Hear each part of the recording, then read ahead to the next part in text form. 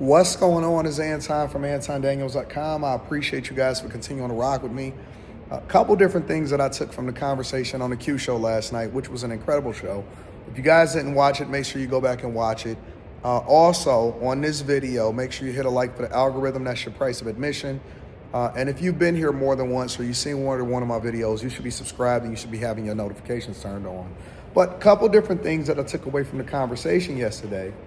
And then I seen a video pop up on my algorithm of Travis Hunter complaining, right? And so the video that I was watching, I seen it a little bit more length, and then I seen a video of her last night speaking about and explaining every single situation as far as what happened, why I didn't stand up, why I was arguing and all of this stuff.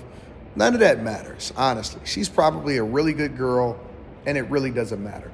The biggest problem that they're having, regardless of what my opinion is or what the internet's problem is or opinion is and stuff like that, the biggest problem that they have is that they are not truly ready for the spotlight. Not to the extent that they realize that he's going to be having on him, and he's going to have the spotlight on him probably for the majority of his adult life. Over the next 20 to 30 years, he's going to have a massive spotlight on him, and it doesn't seem as though she's ready for it.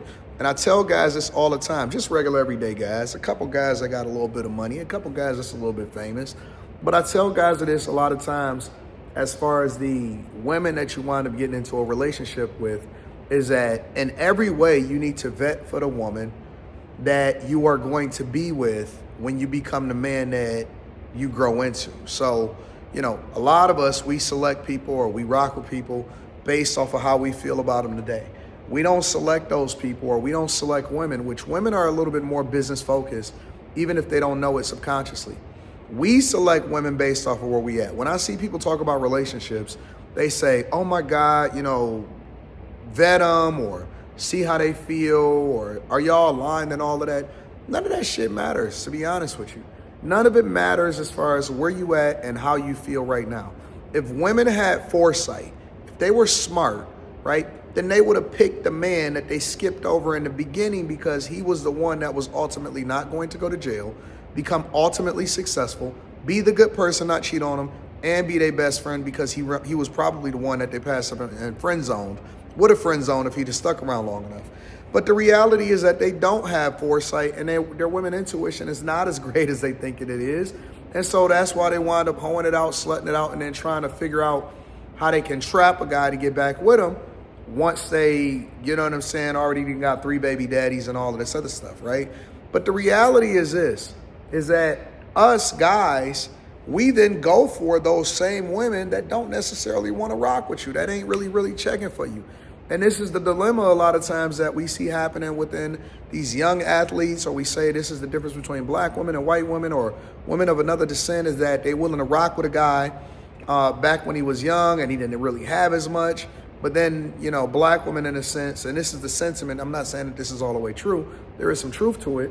You know, black women to an extent, they want you at the finish line. You know, other women, they'll rock with you and figure it out with you because they see the potential in you.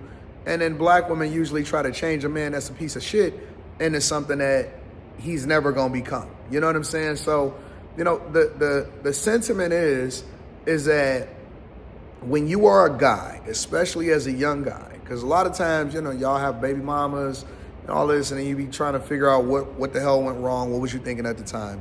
You have to vet people in your life, not just the women that you're with, your friends, your associates, the people that you're gonna have long-lasting relationships with. Evaluate them and say, wait a minute, is this the type of person that I'm gonna wanna associate myself with, or I'm going to be doing business with for the rest of my life? Or he's going to be in the same space, or we're going to be growing together, or we're going to be at this level, you know, 10, 20, 30 years from now. And I know that that's a hard thing to do. It's hard to think that far down the line or have that level of insight. And this is why Unc is telling you right now that this is what you got to do, because you have to have the mindset for what success looks like. Same thing is applicable when it comes to the women that's in your life, right? You have to ask yourself the question, even when you busting her down, even when your pull-out game is weak, is this the type of person I'm going to want to associate myself with? And am I vetting for the man I am to become and associate myself with the right people, as a result of it. And if you are, then that's great. If you aren't and you're making a short-term decision, you're going to pay for it. You're going to pay for it royally. It's going to be bad for you. I'm telling you right now. Guys are stupid. We vet for the woman that she is, not for the woman that she is to become, and whether or not she'll be able to match your greatness when you get to the levels that you're going to get to. And I tell guys this all the time. You don't even reach the apex of your earning potential until you're in your late 50s, early 60s. So why the hell are you vetting a woman for who she is when she's 20, 21, 22, 23, 24, 25, even 28, 29? You have to evaluate whether or not this woman will be able to walk in a room with you and really meet the expectations and be an extension of you 10, 20, 30 years down the line. If she don't have the wherewithal, or if she is not the person that you think that you can associate yourself with, and this is the trick, right? This is the tricky part as far as evaluating who's supposed to be in your life and who's not. Homies, you may be cool with him, you may be hooping with him. He may be cool when y'all 15, 16, 17. He is going to jail. The dude that you think is cool right now, he gonna do a 15 to 20. Is that the type of dude that you want to be associated with and it's tied to your background? Because if not, then you're slowing yourself down from what your progress is going to be. You have to be mindful. You have to be selfish before you can be selfless. And that's why people make bad decisions as to who it is that they're associating with in their life. It's not that I always find the unicorns.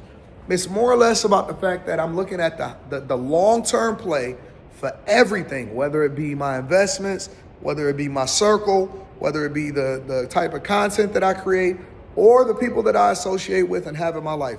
I am playing this long term. Everything is a long game. And to bring it back to Travis Hunter and his girl, right? In a sense, it's not that she's not a bad it's not that she's a bad person. I actually think that she seems, after hearing her, like a halfway decent person. I don't know. I don't really care. It really don't matter. But what they are not ready for at this point, which they probably will grow into because they're still super young, they are not ready for the level of visibility that comes along with and the scrutiny that comes along with living your life publicly. One thing that you can say is you can say, oh man, people are always criticizing them or whatever, but that comes along with the game and being a public figure. You wanted to have all of this stuff out there. You wanted to be visible. You wanted to make TikToks. You wanted to have a Twitch. You want people to only support you and never have any criticism. That is not realistic. That is not what the game is. That is not what the game is going to be. And the more famous you become, the more money you make, and the more that you put your life out there, then the more that people are going to have something to say. And that is just the way that it is. You're not going to change the game. That's not how it works. We've had social media long enough and people living their lives publicly long enough to know what is going to happen, how it's going to play out, and what is going to be best for the people. You know what I'm saying? So please stop acting like you a victim. Nobody looks at rich people as a victim. Nobody looks at people that is this famous and successful as a victim. Nobody cares about her tears. Travis Hunter going online and getting mad at people and crashing out is nothing more than a spectacle and fodder for more people to react to and have a conversation about how you're not ready. And as intelligent as he is, as well as he's lived his life, as good as the decisions that he's made, and the mentors and the coaches and all of the people that surround him, reality is he's still young in the mind and he's not ready for the level of visibility that he's going to have. Ditto for her, because you can't crash out and you can't go in and start getting mad and start explaining every single thing that you do. You just need to stay out the spotlight, honest to God. If she can't handle the smoke, because he's going to have the spotlight no matter what. She don't have to be in the spotlight. She don't have to have all of these TikToks. She don't have to be having these conversations. And she needs to just sit down.